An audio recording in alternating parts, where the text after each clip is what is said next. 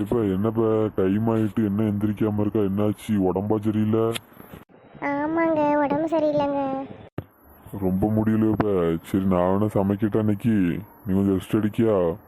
காலையில் சாப்பிட்டுட்டு அதுக்கப்புறம் ஹாஸ்பிட்டல் போய் பார்ப்போம். சரிங்க. நானே சொல்லலாம்னு நினச்சேங்க.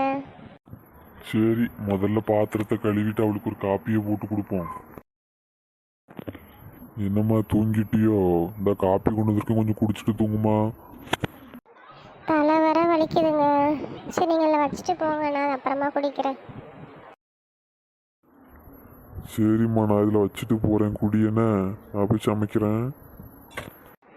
சே, நம்ம வீட்டுக்கார் மற்றவங்கள மாதிரி இல்லை. நமக்கு உடம்பு சரியில்லைனா கூட எப்படி நம்மளை தாங்கன்னு தாங்குறாரு. நம்ம இவர் கிடைக்கிறதுக்கு நம்ம கொடுத்து வச்சிருக்கணும். இப்போ அடுப்பு பற்ற வச்சுட்டேன். இப்போ என்ன போடணும்? மிளகு பொடியில் எப்பயும் போடணுமா இல்லை எப்போ போடணும்னு தெரியலையே. ஏங்க, முதல்ல காய்கறி போடணுங்க, அதுக்கப்புறம் தாங்க மிளகுத்தூள்லாம் போடணும். ஏங்க இப்படி பண்ணுறீங்க? சரிம்மா சரிம்மா, வெட்டி வச்ச காய்கறிலாம் இப்போ போட்டுறேன். இப்போ ஐயோ காய்கறி வேற வந்துட்டு அடுத்து என்ன பண்ணணும் வேற தெரில. இவட்ட கேட்ட நாண்டுக்கிட்டு நிற்பால. என்ன பண்ண இப்போ? சரி மெதுவாக போய் கேட்டு பார்ப்போம்.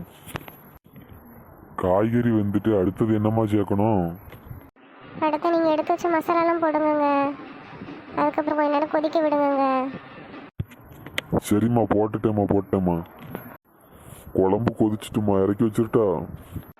ஏங்க, உப்பு போடுங்க. உப்பு போடாமல் எப்படிங்க சாப்பிடுவீங்க?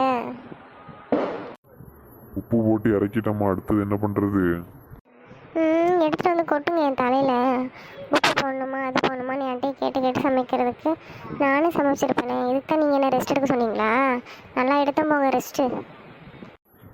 சரிம்மா கோவப்படாதம்மா. சாப்பாடு ரெடி ஆயிடுச்சுமா, வாம்மா சாப்பிட்லாம்.